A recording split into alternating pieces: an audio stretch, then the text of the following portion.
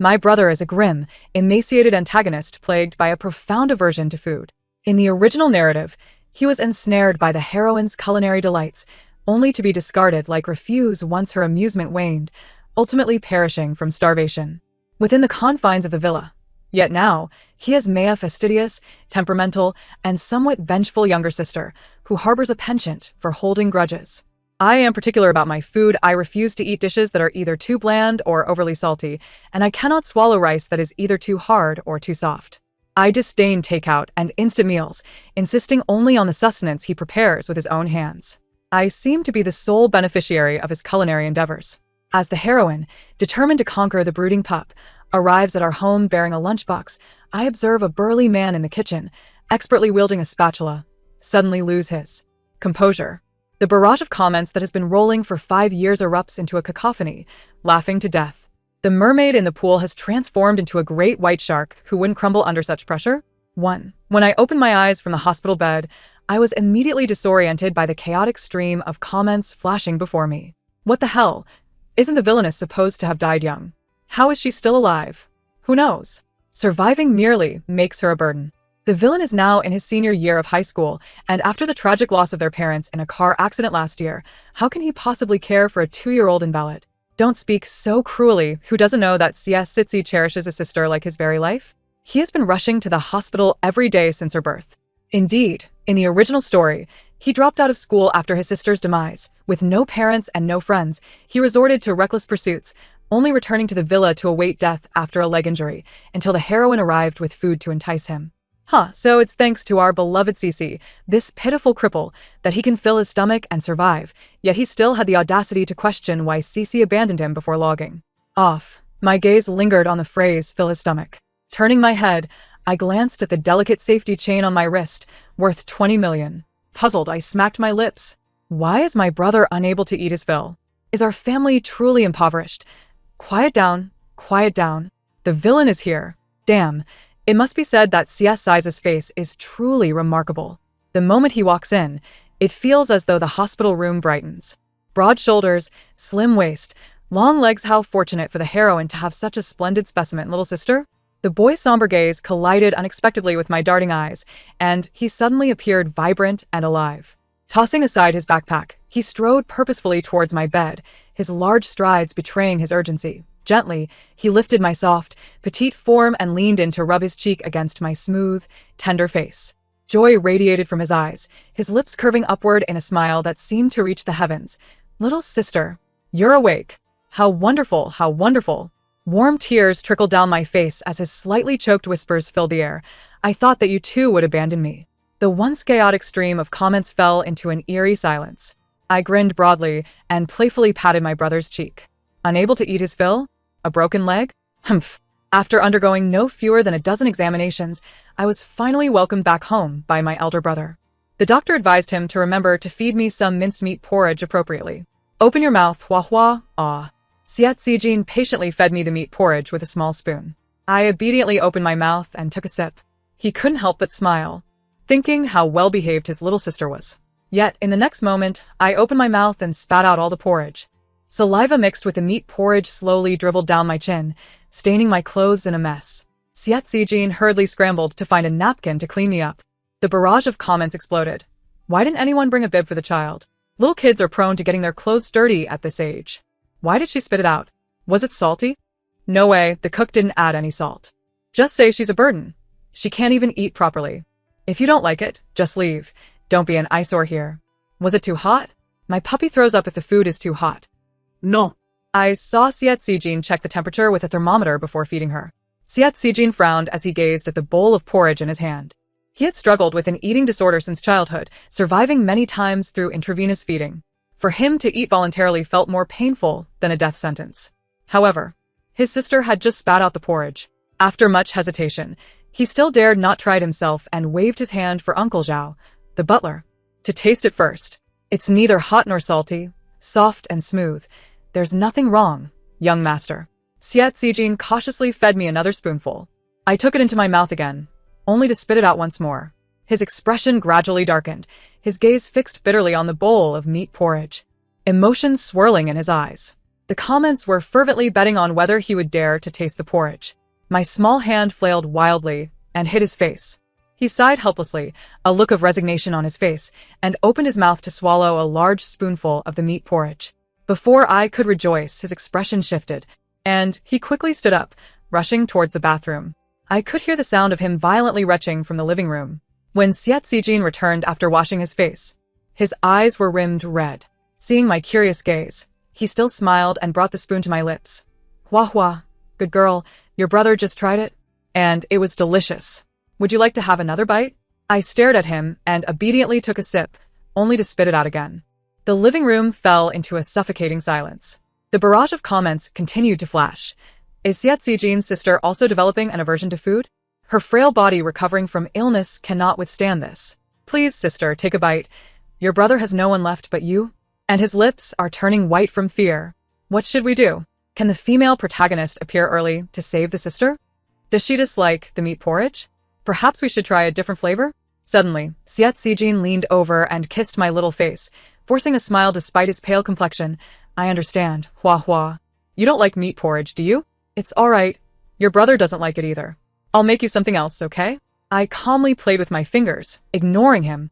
Clumsy and anxious, he prepared a bowl of pumpkin porridge under Aunt Lee's guidance. The heightened tension made him subconsciously overlook his aversion to food, as he took a spoonful to test the result. Sweet, sticky, soft, and smooth. As he extended the small spoon towards me, his hand trembled. Please, Hua Hua, don't develop an eating disorder like your brother. Don't leave me alone. Uncle Zhao and Aunt Lee looked on expectantly, while the comments were frantically pleading.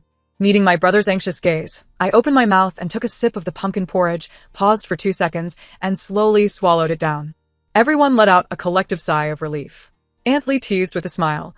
Oh, so the young lady only eats what the young master personally prepares. Xiet Zijin relaxed, beaming as he offered me another spoonful. I tilted my head to look at him, my big eyes sparkling with anticipation, but the next moment, I spat out the pumpkin porridge again. The smile on his face froze. The once jubilant barrage now fell silent. Hua Hua, what's wrong? Is it unpalatable? His smile was more sorrowful than a frown. I ignored him, fixated on a spoon. He clenched his fingers in contemplation for a long while, then took a large mouthful of his porridge, suppressing the urge to vomit, and cautiously offered me the small spoon. Under everyone's watchful eyes, I slowly swallowed the pumpkin porridge. I repeated this 3 times, obediently swallowing each time.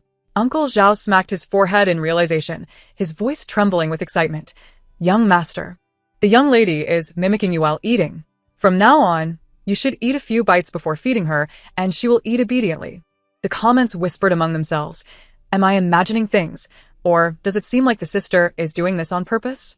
Don't say that, something feels off. When has the antagonist eaten so much?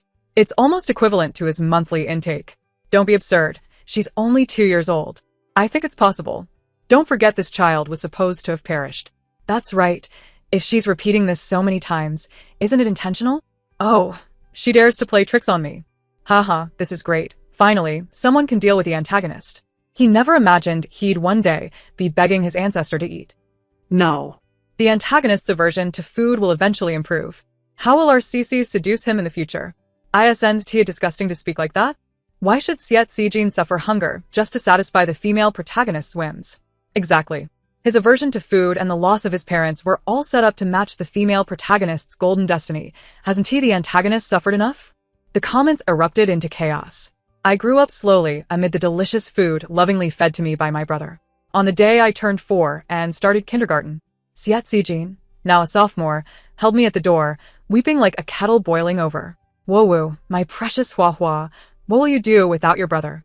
Although you are picky, gluttonous, temperamental, vain, resentful, and petty, your brother still loves you dearly. Whoa.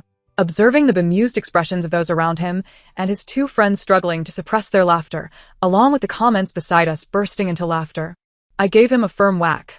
Although he was right, in these 2 years I had grown teeth and learned to speak, becoming increasingly particular about my food. I would not eat rice that was too hard or too soft. I wouldn't touch takeout or instant food, only consuming what Xiet Zijin personally prepared. Each meal was small in quantity, but varied in style. Due to my gluttony, I would crave whatever I saw. Everything that graced my table was something he learned to make alongside Aunt Lee. If I was dissatisfied, I would demand he remake it, and if he took too long, I would threaten to bite him. If he dared to get angry, I would ignore him for 3 days. Over time, he learned to endure the pain. However, I was always polite to Uncle Zhao, Aunt Li, and my older brothers, Qin Mo and Si Wang, treating them with respect while only teasing him. After all, on the day I learned to call him brother, he had knelt down, tears streaming, vowing to cook for me for a lifetime. I patted his not-so-skinny arm, forged through 2 years of being compelled to sample dishes and practice flipping the ladle. Brother, leave the lunchbox and go. Focus on your studies. And no going out with friends for racing or skydiving for thrills, understood? All right. Xiet Zijin reluctantly nuzzled my cheek. But dear sister, you haven't yet declared your love for your brother today. In the midst of the bustling crowd, I found myself unable to utter the words. With a stoic expression, I lowered my head and planted a kiss on his lips. All right, now go away.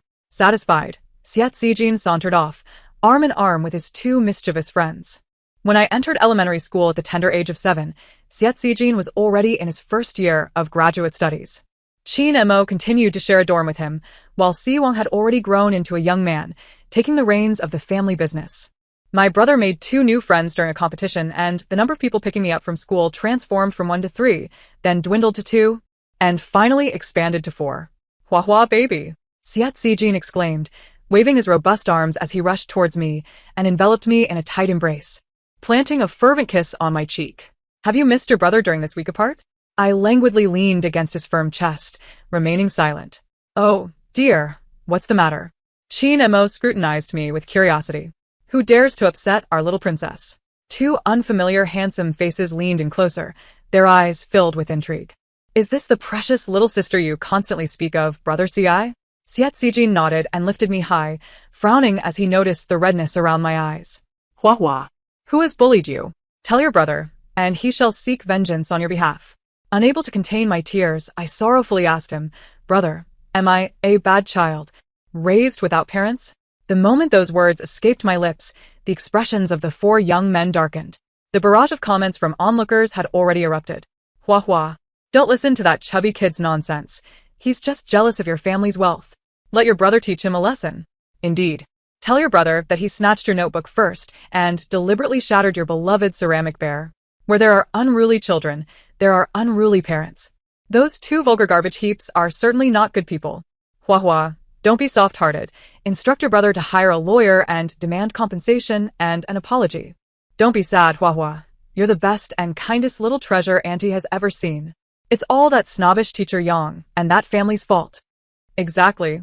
Worried about disturbing your brother's competition, you bore the bullying in silence and didn't even dare to call for help, allowing that family of scoundrels to become utterly arrogant. My brother, with a grim countenance, held me tightly as the 5 of us stormed into the principal's office with an air of intimidation. After reviewing all the surveillance footage, Xiet Zijin, silent as a storm, forcefully dragged the trembling teacher Yang out of the room. Qin Mo and the others formed a protective line around me. When Wang Li opened the door, he was met with the sight of 4 heirs from the most prominent families in the financial news, with only Si Wang missing. He inwardly cursed his luck. As he trembled, ready to kneel and beg for mercy, my brother seized him by the collar with one hand and yanked him away. Qin Mo followed suit. The chubby bully, terrified, broke down in tears, while a middle-aged woman, pointing at me and accusing me of being uncultured, collapsed in shock. I hesitantly peeked out, only to have my 2 new brothers gently cover my eyes and ears with smiles. The air grew increasingly foul, tinged with a strange metallic scent. When I reopened my eyes, the chief lawyer who always accompanied Si Wang was grinning amiably at me. Hello, Princess Hua hua, long time no see. I never saw that chubby bully's family or the arrogant teacher Yang again. However, I did encounter the legendary heroine, Jiang Sisi. With an air of confidence, she approached, carrying a food box, and spoke with condescending pity. I have come to save Xiet Zijin. Open the door. Uncle Zhao and Aunt Li exchanged glances, neither moving. They had truly aged, unable to comprehend the youth's language. You better think carefully. Without me, Xiet Zijin will forever remain a frail skeleton, helpless in a wheelchair. Uncle Li's expression darkened instantly. Who dared to curse his young master's legs? Uncle Li, I glanced at the comments that had spiraled into chaos. Let her in. The villa's door creaked open, and Jiang Sisi smirked with satisfaction. I could already envision myself stepping on that beautiful yet gloomy, disabled pup, toying with it, while it continued to revere me as a deity. Once she dealt with the villain, she would go after the male lead, Gu Yanwei. In 2 years, when his brother tragically died in a car accident, Gu Yanwei would lose his appetite, landing in the hospital, and her abilities would shine through. This plan was nothing short of perfect. In high spirits, Jiang Sisi playfully tousled her wavy hair as she confidently strolled towards the kitchen. The next second, a blood-curdling scream shattered the villa's tranquility. Ah, how could you possibly be named Xiet Zijin? The burly man in the kitchen, expertly flipping a ladle as he cooked, scratched his head in confusion. Indeed, who else but me and the Xie family would dare to call him Xiet Zijin? The comments exploded in laughter. This is hilarious. The mermaid in the pool has turned into a giant shark. Who wouldn't be devastated? The heroine dreams of taming a dog, only to find her little pup has morphed into a Tibetan mastiff. Ha ha ha. Hua hua, fish. Hurry and eat the sweet and sour fish the heroine brought. It's from the system. Incredibly delicious. Right, don't worry about your brother. Hua hua, go seize the opportunity. The fish contains healing power. It should surely remedy your frail health. My gaze subtly shifted to the food box in the heroine's hands. On the dining table lay 2 fish dishes. One was sweet and sour fish, and the other was also sweet and sour fish. My brother and the heroine were embroiled in a heated argument. My sister has only ever eaten the dishes I've prepared. She wouldn't even glance at your pitiful fish.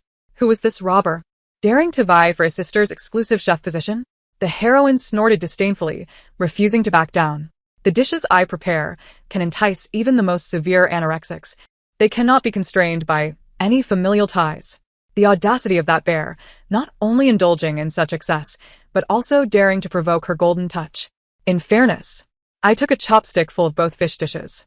Meeting my brother's forlorn gaze, I blinked and exclaimed with delight, Sister Cece's fish is delicious.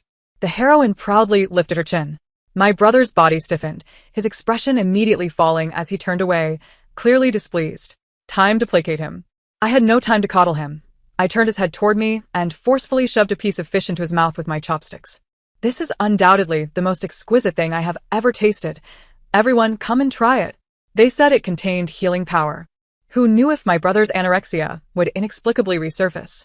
I needed him to eat. Uncle Zhao's legs ached when it rained, so he should eat. Aunt Lee's arms occasionally went numb, so she should eat. Driver Lin's throat had not recovered well after surgery, so he should eat. Bodyguard Hua had suffered a back injury in his youth, so he should eat.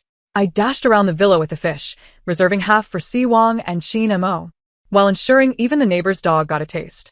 Looking at the plate of fish bones I had picked clean and the solitary sweet and sour fish on the table that had barely been touched, my brother's eyes turned red with anger. Grabbing a 500,000 yuan card as payment, he coldly ushered the heroine out. Upon his return, he held me tightly, crying like a train's whistle. "Oh, my precious Hua Hua, do you despise your brother? That woman, aside from cooking fish slightly better than I do, is there anything else she can offer that compares to your brother? Could she flip a ladle like me?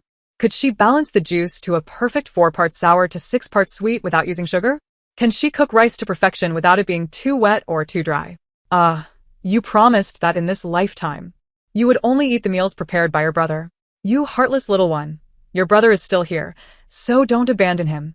Boo-hoo. I sat there, my face expressionless, as he held me in his arms like a plaything, his loud wails nearly deafening my ears. Uncle Zhao stood by with a smile, watching my brother have a fit on the ground. Unable to endure it any longer, I slapped my brother's arm. "I got it. I will never abandon you in this lifetime." Xie Jin, sensing the moment was right, leaned in and rubbed his head against my cheek, sniffing contentedly as he said, "Then I, Hua Hua, promise to only eat the meals made by my brother in the future. I promise." Yet it was all in vain. 2 years later, I became infatuated with the Starch sausages sold at the school gate. "Brother, I'll buy 2. I tiptoed and handed my 5 yuan to the snack stall window. The vendor inside did not accept it. The young man narrowed his enchanting peach blossom eyes, his voice melodious, yet his words were cold and unyielding. "Not for sale. Xie Hua, you've already eaten 8 this week. If you try to buy again, I'll tell your brother." How infuriating. How did he know who I was? What business was it of a starch sausage vendor? I shot him a fierce glare and stormed off towards the car.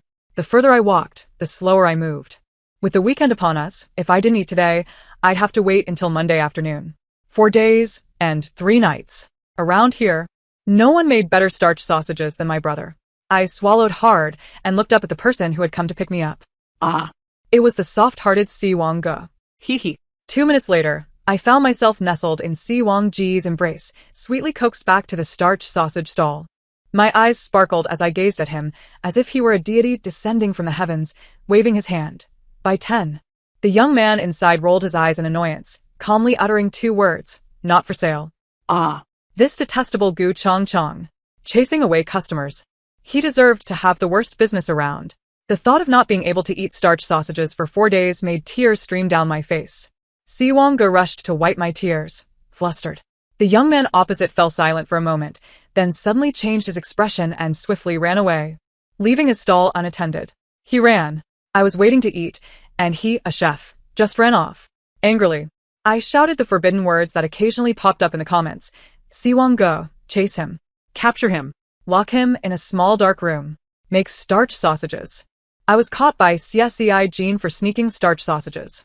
The reason being, Gu Chong Chong was not merely a vendor, but also an undercover police officer capturing fugitives. That day, Si Wang-ge held me while directing the driver to pursue him, mistakenly crashing into the van that was out to get him. The criminal was caught. He sustained minor injuries and lay in the hospital, indignantly blaming me. Thanks to Miss Xia's reluctance to part with my starch sausages, I owe my life to Yan He. Rest assured, Mr. Xia, when my brother arrives, he will surely provide you with a satisfactory reward. CSCI, Jean furrowed his brow in confusion. What starch sausages? I was practically rolling my eyes trying to signal him. This blind man seemed oblivious. Doesn't he, Mr. Xia know? Miss Xia's favorite is the starch sausages I sell at the school gate. I paused mid-action. CSCI, Jean turned to look at me in disbelief. I sheepishly glanced around. The young man's clear voice continued. She can eat 8 in a week. When Gu Yanwei hurried to his brother's hospital room, he found the usually decisive and coldly authoritative head of the Xia family, sitting on the floor, cradling a delicate little girl, weeping profusely. The little girl disdainfully handed him tissues while shooting daggers at the hospital bed, where his unfortunate brother was nearly laughing himself into stitches. Instead of focusing on the family business, he pursued a dream of being a police officer, joining the force right after turning 18, only to land himself in the hospital on his first case. He knocked on the door, maintaining a smile. Mr. Xia, good day. CSCI Jean immediately ceased his sobbing, nodded coolly. Mr. Gu. Brother, haha, you're here. Gu Yan, he felt like he would burst into laughter, nearly splitting his wound. He hadn't meant to expose the little girl. The elder brother had mentioned that someone from the criminal gang had set their sights on the Xia family. The little girl was so innocent. If someone malicious offered her something laced with drugs and abducted her, she wouldn't even have a place to cry. He hadn't anticipated that their sibling dynamic would be so amusing. The 2 domineering figures had already begun discussing the details of the reward. I glanced at the rapidly refreshing comments. Hua Hua, he asked the male lead. He later becomes the male lead who oppresses the Xia family because of the feud with your brother. Wow, 3 uniquely exquisite handsome men. The female lead is so lucky. Hua Hua actually saved the male lead's younger brother, who was deliberately crashed into. What a fateful connection. Laughing to death, CSCI Jean is so big, and our Hua Hua looks like a delicate little figurine in his arms. So cute. Come kiss Auntie. How infuriating. I want to hold Hua Hua and spoil her too. When can I get in to play an NPC? I'll pay for it. Today is another day I want Hua Hua to be my daughter. I felt my ears heat up, hiding in my brother's embrace and refusing to come out. Although the comments had followed me for nearly 7 years, sometimes the enthusiasm of the aunts and uncles within still overwhelmed me. But I felt happy. Sometimes even joyful. They would occasionally teach me right from wrong, unabashedly showing their affection towards me, and despite our differing approaches to education, we always returned to harmony. Just like my parents. The comments faded away. Without warning, along with the female lead of the story, she completely vanished from my life. The last time Jiang Shishi appeared at the Xia family door, she was still holding a food container. My brother stood guard at the entrance, not allowing her to enter. What do you want? Jiang Shishi rolled her eyes, opened the food container, and succinctly stated, selling fish. 1 fish. 10 million. My brother scoffed, disdainfully replying, are you crazy or am I fool? You dare sell me a dead frozen fish for 10 million? She had no intention of arguing with this foolish bear. You just need to ask CSCI Hua if she wants to buy it. CSCI Hua was alive. She couldn't conquer CSCI Jin. Gu Yan, he was alive. She couldn't conquer Gu Yanwei. Both the main and side quests had failed. It was time for her to leave. Fortunately, the assets legally acquired in the small world could still be taken away. Although she didn't receive her bonus. Selling this fish produced by the system would allow her to return and live freely. She believed that the little girl from the CF family was clever. Sure enough, when CSCI Jean appeared again, though puzzled, he held a card in his hand. My sister asked me to ask you if you saved a little dog. Would you throw it away once you grew tired of it, letting it starve to death at home? Jiang Shi pondered for a moment and replied earnestly. As for myself, I would throw it away once I grew tired. But I would certainly leave a way out for it, not allowing it to starve to death. If the system sent out a robot, it would indeed correspond to the situation you described. By the way, in light of the 10 million, tell CSCI Hua to be careful. What's meant to come will eventually come. 14 She was not wrong. Despite my brother's countless precautions, I was still kidnapped when I was 12. It seemed I could not escape my fate. They were a group of cruel and avaricious thugs. They confined me in a laboratory, plotting to transplant my face onto another girl. They intended for the new Xietzi Hua to replace me, siphoning endless funds from the Xie family. With Xietzi Jin's adoration for his sister, all it would take was for Xietzi Hua to insist that she had amnesia due to fright, along with superficial scars on her face and throat, occasionally feigning madness, to deceive everyone. When the anesthetic was poured down my throat, I thought how fortunate it was that the barrage of comments had disappeared early. Otherwise, how heartbroken those uncles and aunts would have been upon seeing it. At least in their hearts, the little princess Xietzi Hua would forever possess the happiest ending. As the drug coursed through my veins, I mused that if my foolish brother never discovered the truth, it wouldn't be so bad. After all, they still needed him to earn money. And he would not be harmed. Let my foolish brother believe that he had truly accompanied his sister throughout her life. I had always known that I was Xietzi Jin's greatest emotional support in this world. The more audacious and lively I was, the more at ease he felt, believing he had family by his side, never feeling lonely. When the blade broke through my skin, I lost consciousness entirely. Silent tears slipped from the corners of my eyes. Remember to eat well, my foolish brother. 15 Almost simultaneously with my descent into unconsciousness, the laboratory door was violently blown open, and a furious, burly figure strode out from the smoke, just as he had approached my small hospital bed a decade ago. 16 When I next opened my eyes, I found myself lying in a hospital bed. A disheveled, stout man was silently weeping beside me. His tears soaked my collar, and I uncomfortably shifted my neck. He did not respond, clearly lost in his own world. This fool. I unceremoniously slapped him. When Xietzi Jin snapped to attention and looked at me, his eyes were as red as a rabbit's. Sister. I opened my mouth, only to remember that I'd been silenced with anesthetic. I picked up Xietzi Jin's phone and typed furiously, shoving the screen in front of him, glaring. You stink. Xietzi Jin awkwardly sniffed his blood-stained clothes. Since rescuing his unconscious sister a week ago, he had remained by her bedside day and night, hardly in the mood to wash or change. Go take a shower. Xietzi Jin croaked in response, nodding distractedly, attempting to leave, but I tugged at his shirt. Eat well.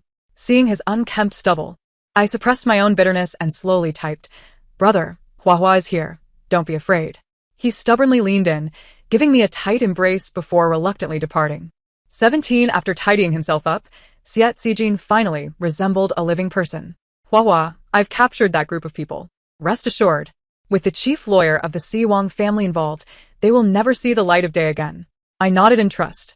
Xietzi Jin gazed at my face, hesitating to speak. I was not worried about that, tapping on my phone to ask him, what about Gu Yanhe? He, too, was destined to perish early in the narrative. And he had participated in the rescue mission. He lost half a leg to a bullet, but fortunately, he can be treated. He might have a slight limp in the future, but he would do his utmost to compensate, so Hua wouldn't bear the burden. Brother, do you remember the fish we bought for 10 million? Cut it in half, make soup for me and Gu Yanhe, and send the other half to the laboratory for pay and the others to study. It should have some special healing properties. Xietzi Jin's gaze fell upon the notion of healing, blinking hopefully. Really? I smiled and nodded. Since awakening, I had not seen a mirror in the room. The attending physician never mentioned my throat's treatment. Most importantly, my brother. The guilt and self-reproach in his eyes were nearly crushing him. I had finally managed to nurse my foolish brother back to strength. He should not be in such a state. 7 years later, at the entrance of S University. Xie Zijin. Have you made no progress? How old are you, still crying? I looked exasperatedly at the man whose eyes were swollen, like a sorrowful frog, tiptoeing to poke his forehead and scold him. Hua hua, I don't want to cry, but this is your first time being so far from me in 19 years. I'm afraid you'll be bullied like when you were little and won't speak up. I am heartbroken. All right, I will call you once a week to report my safety. Is that acceptable? Okay, Hua hua, how about I move the company to S City? It's too far, I'm worried. All right, then remember to eat well. You too, brother. Brother, remember that, so can I change it to 3 times a day for safety reports? Brother. Don't worry, if anything happens, I will call you immediately, okay? If I can't get through, I'll switch to Siwon brother. If that doesn't work, I'll call Guyenha brother. I will make sure to reach out to all 6 major families if necessary. I won't allow myself to suffer even the slightest injustice, alright? Okay. Then I'm leaving. Remember to come home early during the holiday. I'll be waiting for you. Brother, when I'm on break, I want sweet and sour ribs. What else do you want? How about braised fish? The story concludes. Thank you for listening. If you enjoyed it, please subscribe and like to support us. Until we meet again in the next story.